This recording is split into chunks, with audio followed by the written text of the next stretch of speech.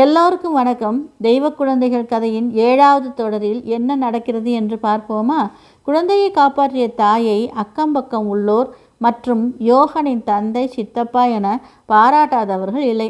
பரவாயில்லையே அம்மா, உன் குழந்தையை கையில் வைத்து கொண்டு மற்றொரு குழந்தையை யாரேனும் வரவேண்டும் என்று காத்திருக்காமல் காப்பாற்றி இருக்கிறீர்களே என எல்லோரும் பாராட்டினார்கள் யோகனின் தாயை.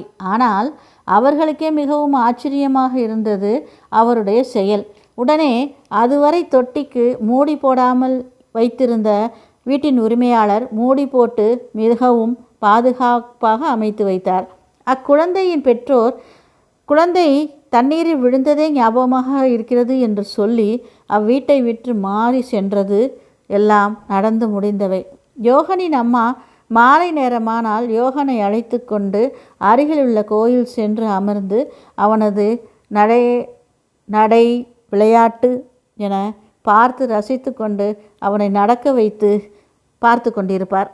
இதுபோல் சென்ற நாட்களில்தான் யோகாவும் பிறந்து அவர்களோடு இணைந்தாள். தாய் குழந்தைகள் என ஒரே ஆனந்தத்தில் நாட்கள் சென்றது. யோகாவும் அமைதியான பெண்.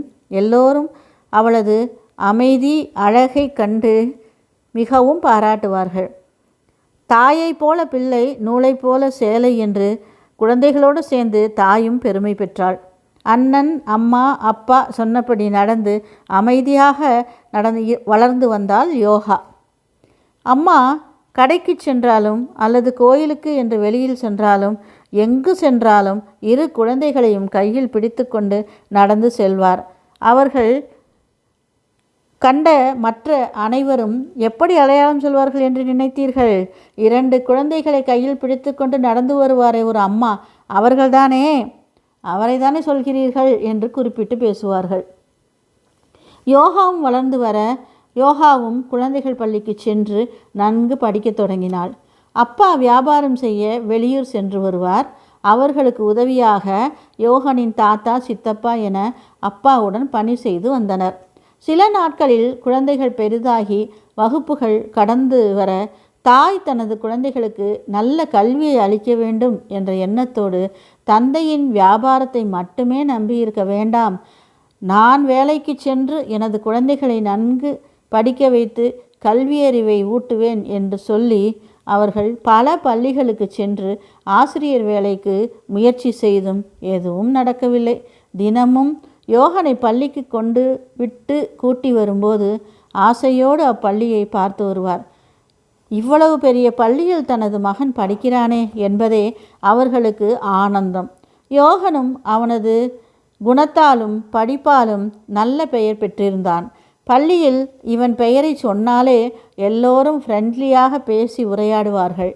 ஒரு நாள் பள்ளியின் முதல்வர் அவனது அம்மாவை அழைத்து, உங்களுக்கு இப்பள்ளியில் வேலை செய்ய இஷ்டமா என வினவ அவனது அம்மா அடைந்த ஆனந்தத்திற்கு அளவே இல்லை. ஏதோ ஒரு வேலை கொடுப்பார்கள், கொடுத்தால் குழந்தைகளின் படிப்பை நலமுடன் நடைபெறச் செய்ய முடியும் என்று மகிழ்ந்த அந்த தாய் அவர்களது அழைப்புக்கு ஏற்று பள்ளிக்கு சென்றார். அவரை பாட்டு பாடவும் பேசவும் அவர் என்ன படித்திருக்கிறார் என்பதை பற்றிய விவரங்களை கேட்ட முதல்வர் அவரது தமிழிலும் அவரது பண்பான செயலையும் கண்டு மகிழ்ந்து, உடனே உங்களுக்கு எங்களது மழலையர் பள்ளியில் தமிழாசிரியர் வேலை தருகிறோம், நீங்கள் பாட்டு பாடி நன்கு தமிழில் பேசி குழந்தைகளை புரிய வைத்து நலமோடு வளர்க்க வேண்டும் என்று சொன்னார்கள். இதை கேட்டவுடன் அவர்களுக்கு ஒரே ஆனந்தம்.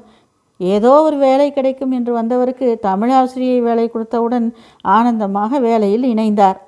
அவர் இணைந்ததோடு அல்லாமல் குழந்தைகள் யோகாவும் நன்கு படித்து மூவரும் இணைந்து பள்ளிக்கு சென்று ஆனந்தமாக பொழுதுகளை கழித்து வந்தனர். அப்போது தாயும் தனது நிலையில் மேலும் மேலும் வளர்ந்து அவர்களும் தங்களது படிப்பை மேலும் மேலும் உயர்த்தி கொண்டே வந்தார்கள். இதன் மூலம் நாம் அறிவது, குழந்தைகளின் வளர்ச்சி குழந்தைகளுக்கு மட்டுமல்ல, குழந்தைகளோடு சேர்ந்து தாயும் வளர்வதற்கும் பெற்றோர்கள் உயர்வதற்கும் குழந்தைகளே காரணமாக இருக்கிறார்கள் என்பதை உணர்கிறோம். மேலும் இவர்களது வாழ்க்கையில் என்னென்ன நடக்கிறது என்பதை அடுத்து வரும் எபிசோடில் காண்போம்.